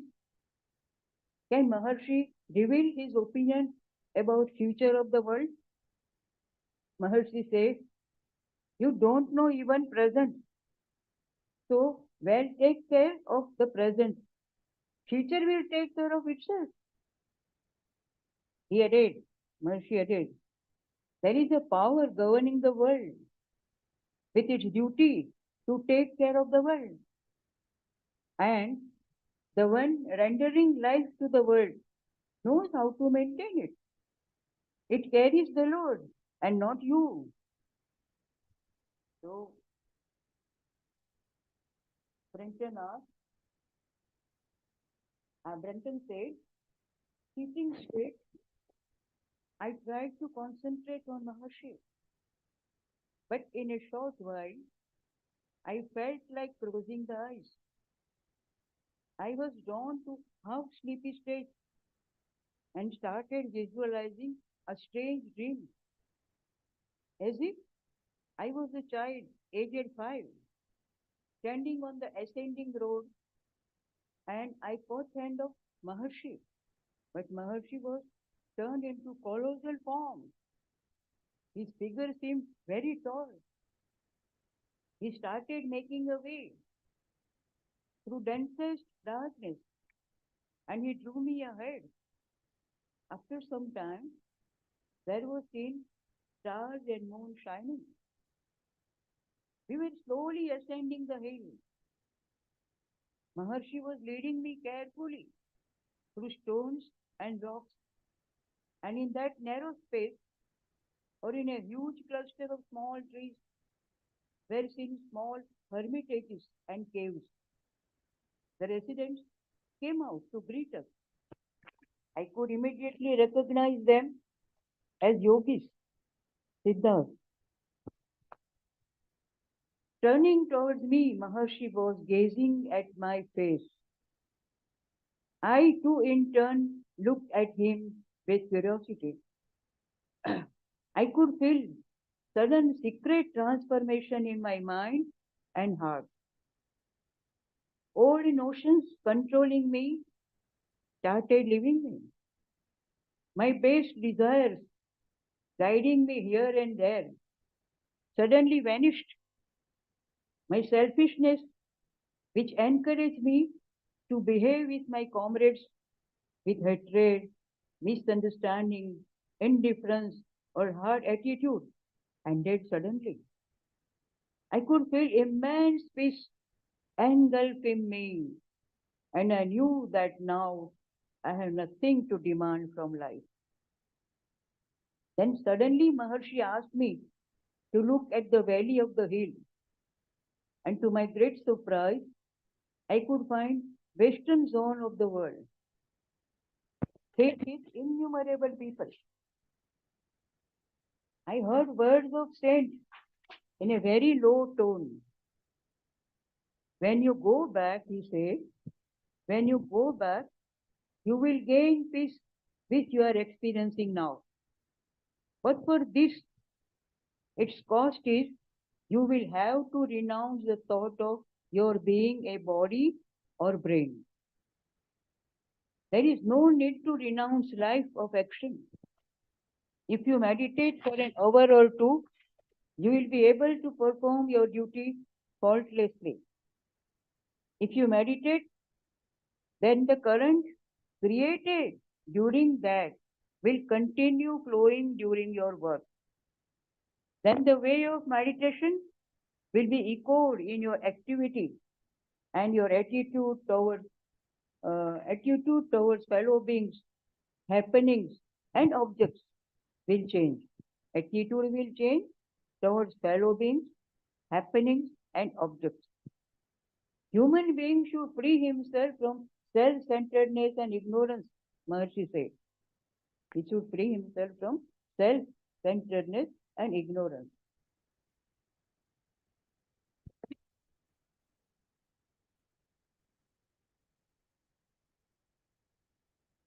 The answer. If one is busy in action, there would be less time for meditation. And this question was answered by him. On spiritual path, trainee seeker only will have to keep separate time for meditation. Advanced seeker will experience spiritual peace and gratitude whether he is working or not. As the farmer drives the bullock with a stick, yogi tries to draw the mind towards the aim. But here, the seeker attracts the bull by showing grass. As I am not preaching yoga, you have to only ask yourself, who are you? With such a research, you will gain the thing beyond mind. And by solving this big problem, you will solve all other problems. Saint continued. If we express it other way, all human beings always expect happiness without grief, imperishable happiness. It is good attitude. But have you ever felt that they all love themselves the most? The desire of happiness, either by following religion or intoxicating them. Thus, you will find the key to man's original nature. There is natural happiness in the self. So the search for happiness is nothing but the search for its original form or unknown search of self, Atman. As Atman, that is the self, is imperishable. One attains that imperishable happiness by realizing self. Worldly beings are unhappy, Maharshi said, as they are unaware of their real self. Even the evil or cruel person is sinful as he only tries to attain that happiness of self. By sinful action, due to ignorance, they follow such wrong path. I thought that, Paul Brunton writes, I thought that the presence of just such great persons helped to follow and enliven in the history of divine message of spiritual religion or spiritual region. They visit the earth for manifesting something to us.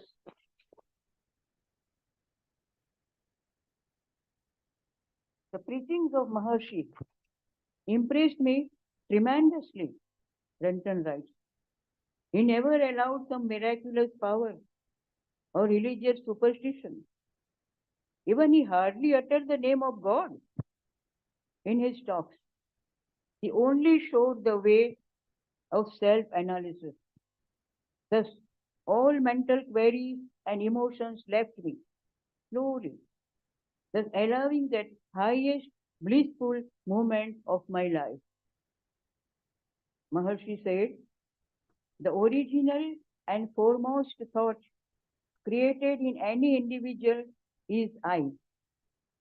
And all other thoughts only follow this first question of I.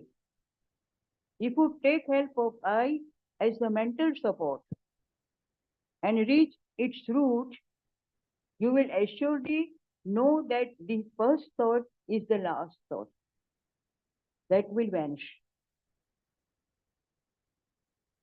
When someone realizes his real self, some totally different thing comes out from the deepest inner core and takes control. That thing is beyond mind, infinite, transcendental, and imperishable. In the words of J. Krishnamurti, the sacred. Some call it the kingdom of heaven. Some call it nirvana and others call it moksha. When that is realized, man does not lose himself, that discovers himself. If he discovers himself, he does not lose himself.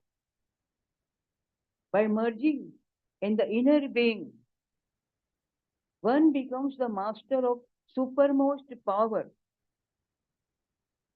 Great emperors and highly intellectual persons are at a great loss, but by not knowing the self. They don't know the self, and that's why emperors and even highly intellectual persons, they are at a great loss. Realization of truth is the same for an Indian or a Westerner. If you meditate on the question, who am I? You will be answered from your inner self. After researching and practicing that you are neither the body, brain, or emotions, then the truth will shine like sunlight in your heart. Mano buddhi ahankara chittanina. I could find after living in divine depth of self that made me understand the changes and happenings of my life, Brunton writes, and was able to face the challenges personally and peacefully. If acceptable to man, divine and imperishable God is ready to protect him if he accepts that. So, the wise Galileo told his disciples not to worry about future, as better and superpower was thinking and planning for them. If once the faith in prophetic inner power is established, one can cross all the changes of life, as the original secret is very near, and in its company there is no scope for worries. So I have just abridged it, condensed it, the writings of Paul Brunton, which is actually, it will take more time, and that's why I have condensed it. So thank you very much. I think my time is also about to be over. Thank you. Yes, it's just about to be over. And we will save this time, and maybe in the later part you can add something. ANSYABEN, please go ahead with the part 2. Thank you.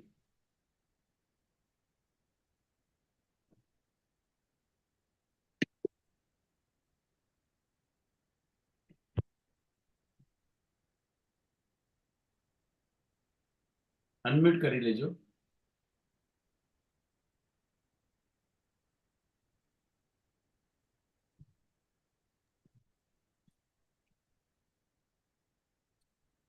ભાગ 2 અજ્ઞાત ભારતની શોધમાં નામક પુસ્તક પાશ્ચિમાત્ય pole બ્રુન્ટોને ભારતની મુલાકાત અને ખાસ કરીને રમણ મહર્ષિની મુલાકાત લીધા બાદ લખ્યું છે.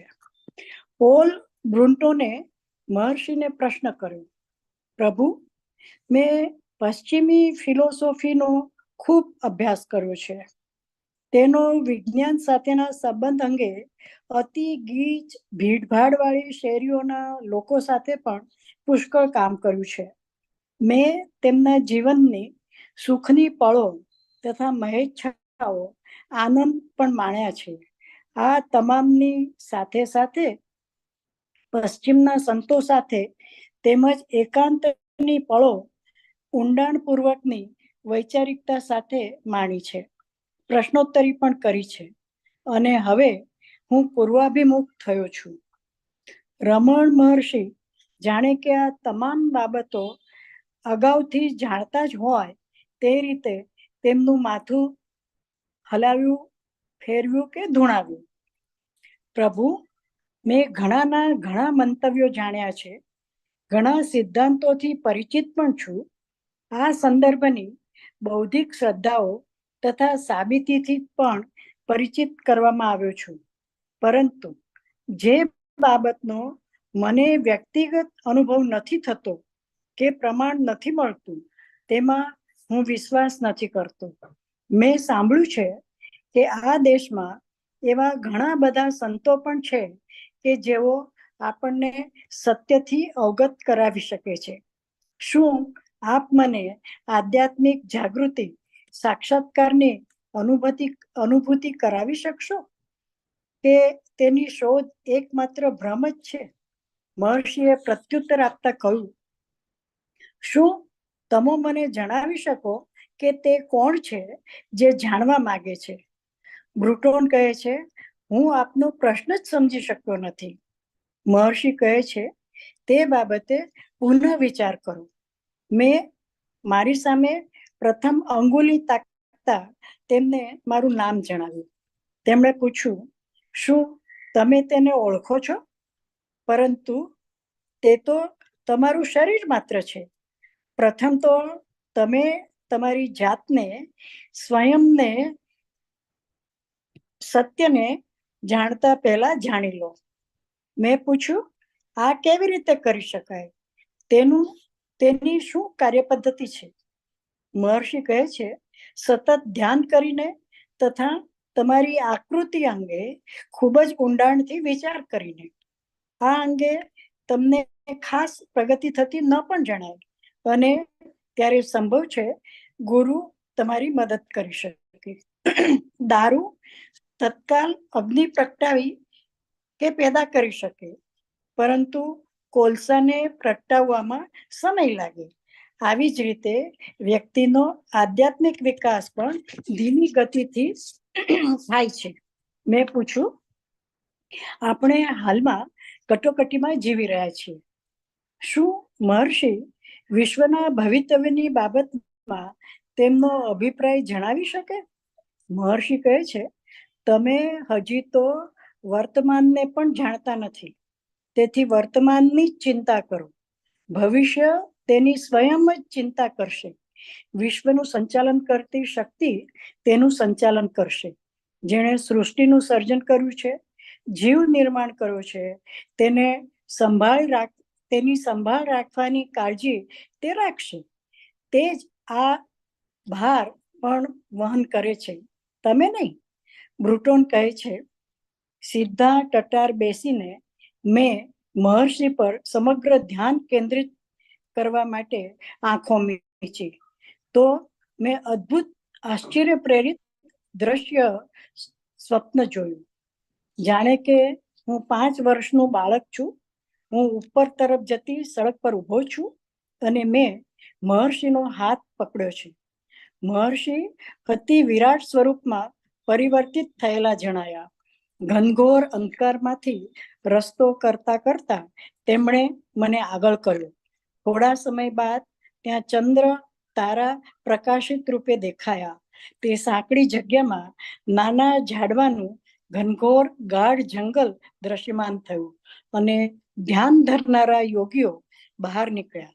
મહર્ષિ અને હું એકમેકની સામે જોઈ રહ્યા અને ત્યારે અચાનક મારા હૃદયમાં અને મનમાં સાંકેતિક પરિવર્તન થવા લાગ્યું.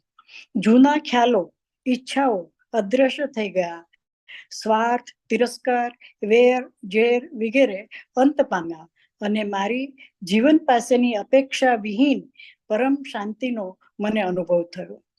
મહર્ષિએ મને એકાએક ખીણ તરફ જોવા માટે કહ્યું, જેમાં પશ્ચિમના અસંખ્ય લોકો દેખાયા. મેં મહર્ષિને સાંભળ્યા. તેઓ કહી રહ્યા હતા કે તમે જ્યારે પરત ફરશો ત્યારે પણ તમે આવી પરમ શાંતિ અનુભવશો, પરંતુ તમારે જાહેર કરવું પડશે કે તમારું અસ્તિત્વ શરીર છે કે મગજ છે. તમે જો 1 2 કલાક ધ્યાન કરશો તો તમે તમારી ફરજ પણ બજાવી શકશો તથા પ્રવર્તમાન ઈચ્છા જે હાલમાં સર્જાણી છે તે પણ સતત સાતત્યપૂર્વક પરિપૂર્ણ થતી રહેશે. અભ્યાસુએ આધ્યાત્મિક માર્ગના ઈચ્છુકે ધ્યાન માટે સ્વતંત્ર સમય ફાળવવો પડશે. આ માર્ગના યાત્રી લાકડી કે દંડો બતાવ્યા વગર ઘાસની દિશામાં બળદને વાળી શકશે. તમારે તો માત્ર તમે કોણ છો તે પૂછતા રહેવાનું છે. તમને સ્વયંને કુદરતી સુખાનુભૂતિ થશે અને તેથી જ સુખની ખોજ એ સ્વયંની ખોજ છે. કોઈ પણ વ્યક્તિમાં હુંનો વિચાર જ પ્રારંભથી આવતો રહ્યો છે અને તમે જો આ વિચારના મૂળિયા તપાસશો તો તમને જણાશે કે આ પ્રશ્ન તે અંતિમ વિચાર બની જશે અને ત્યાર પછી કંઈક તદ્દન નવું જ અંતહીન, જેનો આદિ કે અંત નથી, જે અનંત છે, મનથી પણ પાર છે, અનંતમાંથી ઉપરની ચેતનામાંથી કાયમી તત્વ રૂપે અવતરિત થયેલું અનુભવાશે. આ સાક્ષાત્કાર ભારતીય હોય કે પશ્ચિમના હોય તમામને થશે જ. આભાર.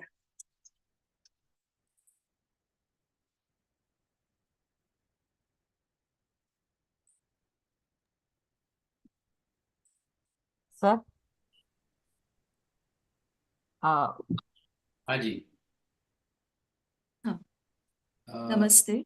हाँ मीनाक्षी, हाँ, प्लीज. अभी हम अगले भाग में आते हैं. दूसरा भाग यह पॉल ब्रंटन के अनुभव के बारे में है, जो उन्होंने श्री रमन महर्षि के साथ वार्तालाप के दौरान अनुभव किया था. पॉल ब्रंटन एक पाश्चिमात्य थे.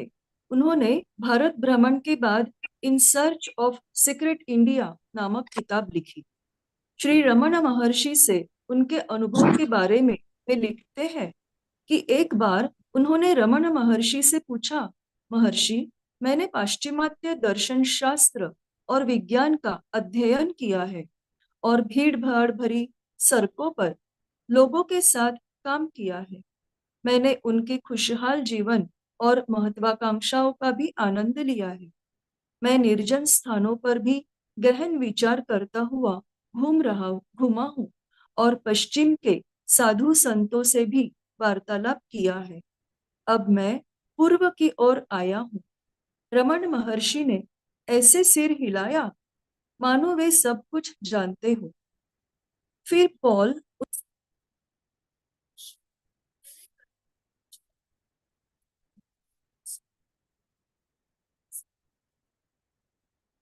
हेलो, अनम्यूट हो गया.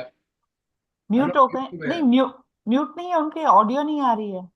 हाँ. मीनाक्षी जी, आपकी ऑडियो नहीं आ रही है. मीनाक्षी जी, मीनाक्षी जी,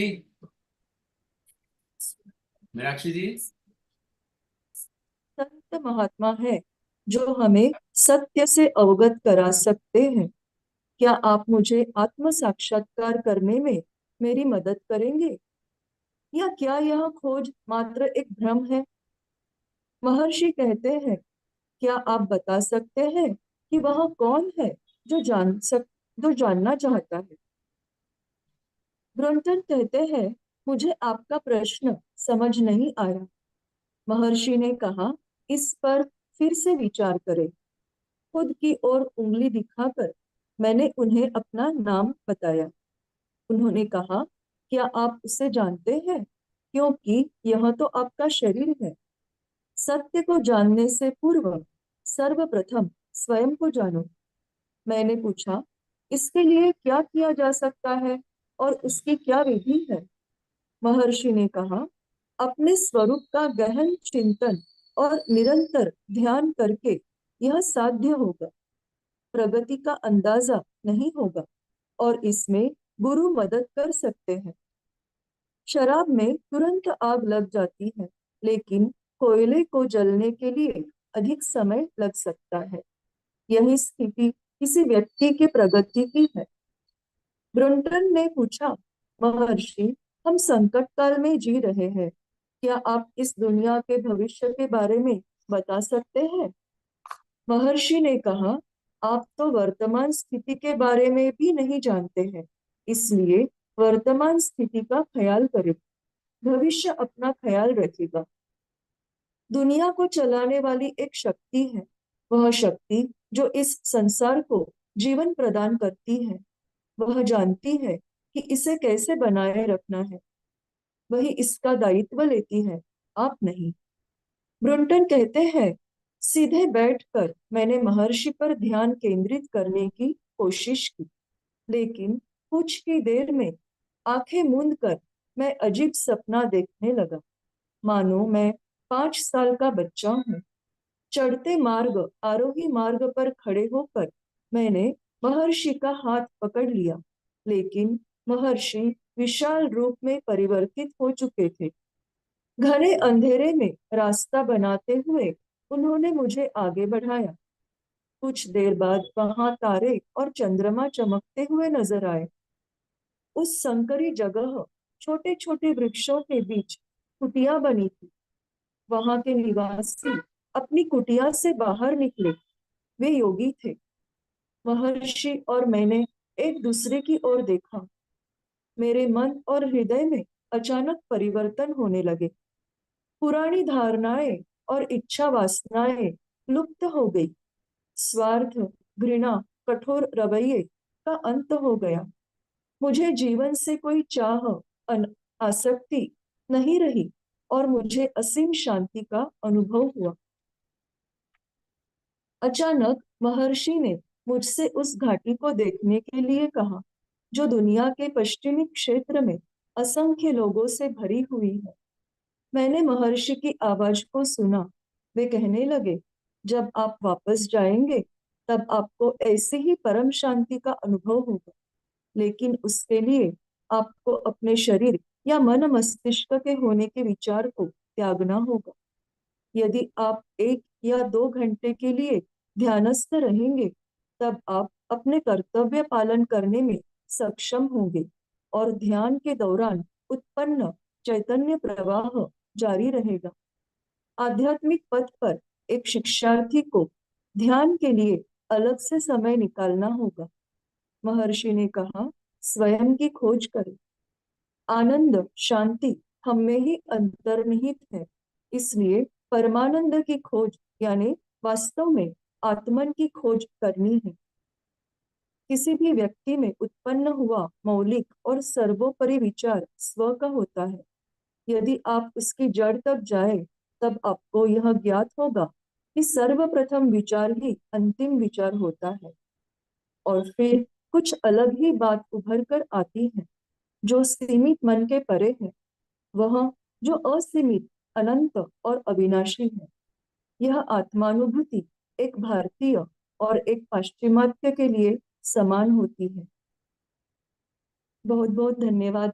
ब्रदर तरल मुंशी जी को भी बहुत धन्यवाद, और आज के वक्ता ब्रदर ध्रुव और रंजन बेन और अनुसया बेन को भी बहुत धन्यवाद। Thank you. बहुत बहुत धन्यवाद मीनाक्षी जी, बहुत ही सटीक आपका रहता है हर बार। और अब मैं आमंत्रित करना चाहूँगा कि रंजन बहन, अगर आप कुछ और ऐड करना चाहती हो, या ध्रुव आप हैं तो आप भी कुछ ऐड करना चाहते हो। कुछ ट्रिविया लिखे हैं आपने, आप चाहें तो वो इस वक्त कह सकते हैं। Yeah, I just thought I'll share some trivia from the life of Ramana Maharshi. Yeah. One of them, as two of them I've already put in the chat box.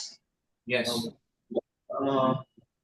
One is the fear which his parents often had, when a child is getting too much engrossed in spiritualism. Apparently, there was a curse on the family some generations ago. That was that in every generation, somebody will take to sannyas. Now, true to that, Venkatramana's grandfather took to sannyas. A grand uncle also took to sannyas. So the fear in the family was next person who take a sannyas will be this fellow. So they didn't want that. So they tried to prevent him every way possible. But as destiny had it, he had to go there. Another interesting trivia is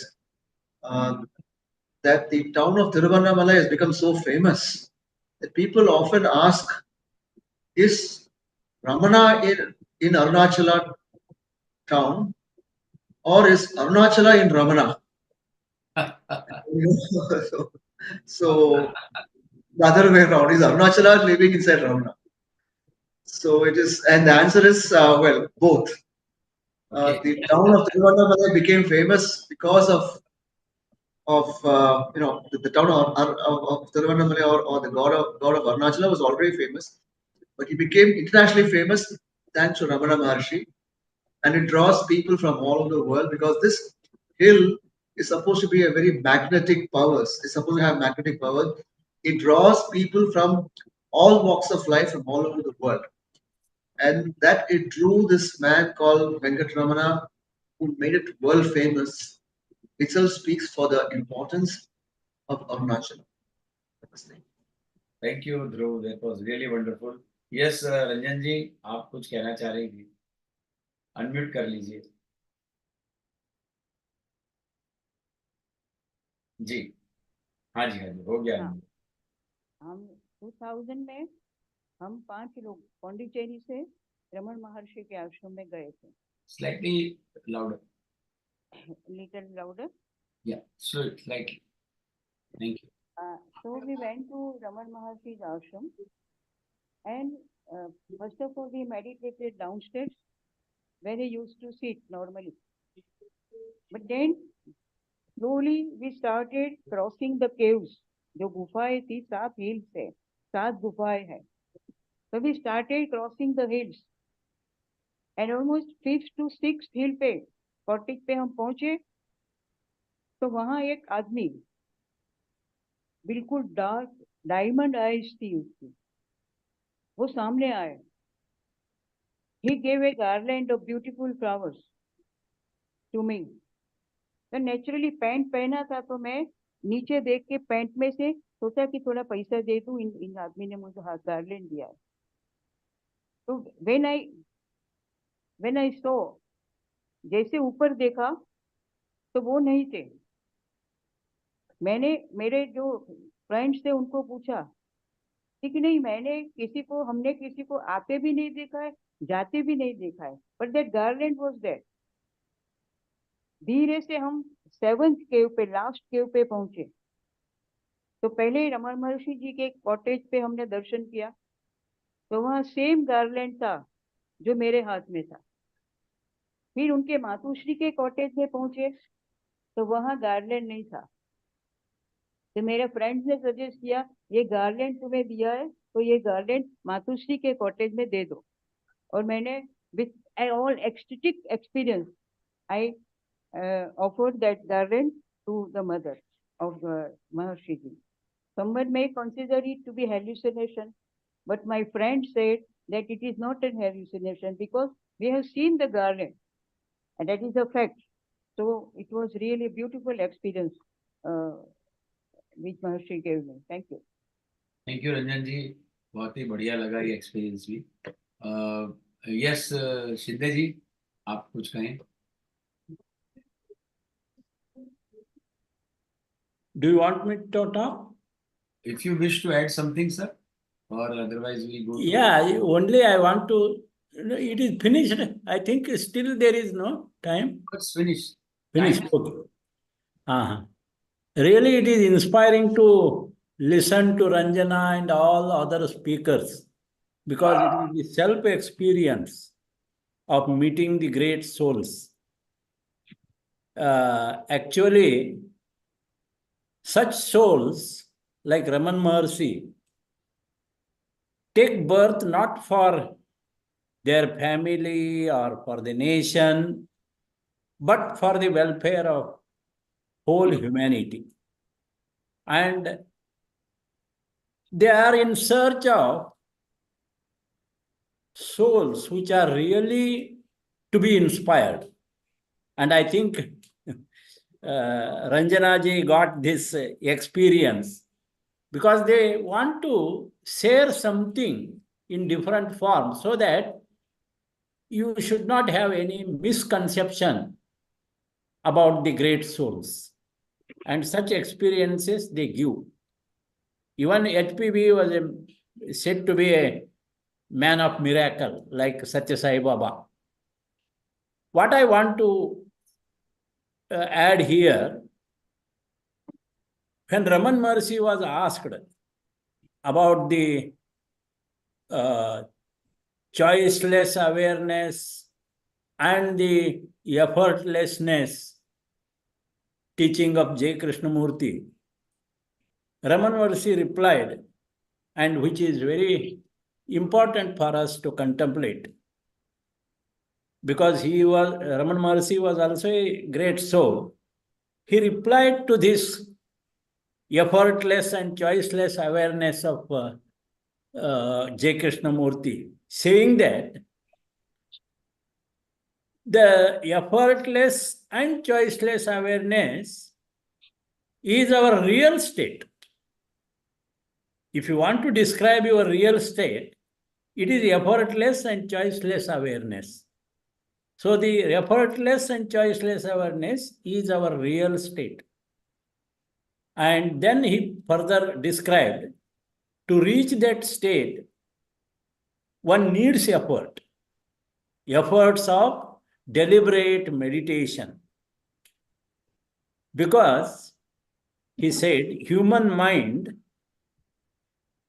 has age-long vasanas or latent tendencies. And that mind make him turn towards the worldly objects or external objects.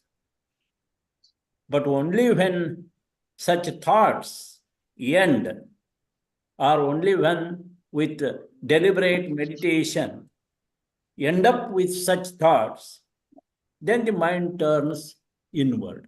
So these are the instructions given by the Raman Maharshi, and only realized souls can understand what Krishnamurti want to teach us and say the description of the real state. Thank you very much, and I congratulate all the speakers. Very nicely put the thoughts before the public. Thank you very much. Thank you, sir. And anyone else? Bharti जी, अर्चना मुंशी जी कुछ कहना चाह रही हैं, कमाल हो गया। नहीं, मेरे मन में एक सवाल है। मैंने कुछ सुना था बहुत सालों पहले कि रमन महर्षि के सामने किसी को बहुत सारे विचार थे, वो उसके सामने बैठ गए, कोई शब्द की आपले नहीं हुई, मगर रमन महर्षि उनका मन पढ़ पाए। तो बोलते थे उनको शब्दों की भी जरूरत नहीं पड़ती थी, और तुम्हारे मन में जो दुविधा होती थी वो समझ जाते थे। क्या ये सही सुना है मैंने? कोई भी बिल्कुल जवाब? बिल्कुल बिल्कुल सही। अच्छा,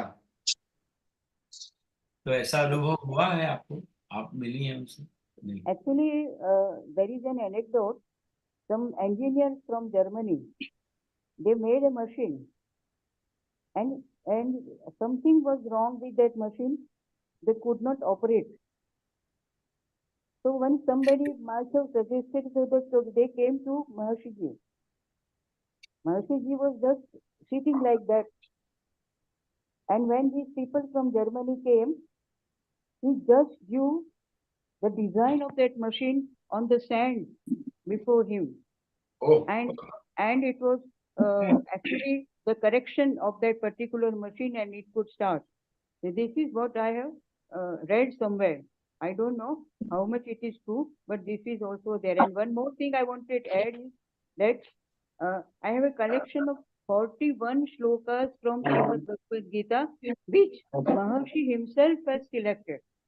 It is worth reading, and his Upadesha Saram is also worth reading and also worth following. Thank you. Thank you so much. Yes, धवल भाई के पिताश्री धवल के फोन से बोल रहे हैं। He is not there. I am here. On his laptop, I am here. So my name is different there on the screen. Go ahead. Today. Go ahead. We have few Yes. minutes. I must first congratulate our Dhruv Bhai and Ranjan ji for having this subject and beautifully translation, very nice translation in Gujarati. ANSYABEN, really, I really congratulate you, and really I feel very proud of you because your flow of the language is very effective, very nice. And in Gujarati, such translation is worth. It is really very important to translate certain terminology in the vernacular or in the particular language, which is our native. So in that sense, you translated very nicely. And Ranjanji, you have delineated those things. Really, sometimes the miracle happen, and these miracles happening means it generates interest. When we read the philosophical aspect of Raman Maharshi ji, Krishnamurti ji, and other our saints and such persons who are enlightened ones. But when we go through the life story of such people, it generates interest. It creates a kind of atmosphere among the audience, among the readers, among the listeners. Now, what will be next? At the age of 19, he moves from his house and goes to the mountain. And that makes a great change in the worldly life. How many people would have been worried about him at that time? When Ramana left home, just let us have an example. Suppose one young boy from any household leaves and goes away. What happens then with the family members? So really this happens in the way that when we go through certain stories, certain anecdotes, certain incidents, certain really this kind of worldly affairs, it generates a kind of worry at that time. So now we are listening and we are reading what had happened in the life of Raman Maharshi after what he reached that state. So that is more important. And regarding mom, Somerset mom, that reference was given. And I think the other writers and authors from West, they visited Ramana Maharshi more than what they visited others at the time. This is a very important thing. And sometimes the people who came with questions, they just throw the questions there and they feel that they have the answers without getting anything from Ramanji. This is the miracle that had happened so many times. And those who have this experience, they might have just gone through such experience. They have written this. We find this. But to delineate in such a program, this kind of personality, which is saintly personality, in how many other perspectives we can have Raman Maharshi as a philosophical aspect, with a view to going through his life also. So that becomes a pathetic journey. His life is a pathetic journey in the way, because his father dies when he is 12 only. He goes to the English school to study and he cannot study well. Then he has a vision that he should go away. That vision is a word which is very important that way. We can use vision, the word like that now, but at that time it was not the vision. It was a particular boy who has gone astray. And that is the robust thing about the character of the boy. So nobody would like that any boy should run away from the house and just go to the Arunachal and that mountain and he should meditate there. This is not a thing like that. So whatever we understand from such stories is really wonderful. That creates, that generates a kind of energy. We feel that now what next? What next? We read the stories of J. Krishnamurti, but when he is only about 18, 19 and up to he reaches the age of 29, and that period is so exciting. So in the same way, when we listen to or we read such stories of the saintly people, it creates, it generates a kind of philosophy. This is our philosophy. We learn so many things. We go to the deeper consciousness level. We understand so many things. So getting into the touch with the description of whatever he has done in life, getting into the touch of the philosophical aspect in his life. So it comes to a conclusion that we should have our proper understanding, our learning, our proper meditative mind also, and that creates the intuition. Certain miracles would happen and they happen. So we don't go more in that one miracle that we just listened to from Ranjan Ben. So it is a miracle. Even other miracles have happened during that periphery of that Arunachal region.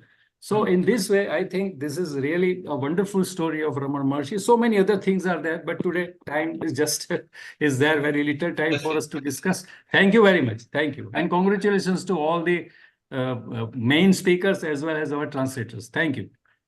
Thank you and Abaji कुछ दो शब्द, otherwise हम and की ओर चलें. बस first of all I congratulate all the speakers. बहुत अच्छा बोले वो, और जैसा कि शिंदे जी ने किया और धवल जी ने कहा, मैं उसी लाइन पे चलना चाहूंगी कि वाकई हम कहते हैं ना कि जो स्टेज पे होता है हम खाली उतना देखते हैं, लेकिन उसके पीछे क्या हो रहा होता है, आपने बताया उस वक्त उनका जो एक्शन होगा उस पे क्या प्रतिक्रियाएं हुई होंगी, व्हाट रिएक्शंस वर देयर, वो असली चीज है। ये हर महापुरुष के जीवन में होता है या हर संत का होता है। ये जितने भी संत हुए हैं वो किन परिस्थितियों में, किन सिचुएशंस में रहे, और उन सिचुएशंस में रहते हुए उनका क्या एक्शन था, दैट इज मोर इम्पोर्टेंट। तो ये हमें सीखना है, जो मैं लर्निंग पिकअप पॉइंट्स बताए। तो बहुत अच्छा रहा। और महर्षि रमन ने मुझे बचपन से ही बहुत प्रभावित भी किया है। मैंने बचपन में उनको बहुत पढ़ा है, हमारे यहाँ आती थी बुक्स, हमारे फादर ने, हम उसके मेंबर थे वो, तो मैंने बहुत पढ़ा है उनको। तो बस इतना ही कहना चाहूंगी, बाकी सब कुछ हो ही गया है। Thank you so much to all the speakers, my heartfelt gratitudes. Thank you. Yes, Atul bhai, we can go ahead with the finishing touch because it is already 8:26. Dhruv, thank you so much. Ranjan Ben, thank you so much. Meenakshi ji बहुत बहुत धन्यवाद, बड़े दिनों बाद आई, बहुत सुहाना लगा आपको सुनना। और Anshaya ben, thank you so much for the Gujarati translations. Yes Atul bhai, please go ahead. કેશવબેન હવે આપણને શિવમનું ગાન કરાવશે અને ત્યારબાદ આપણે સભાનું સમાપન કરીશું. કેશવબેન, આપનું સ્વાગત છે.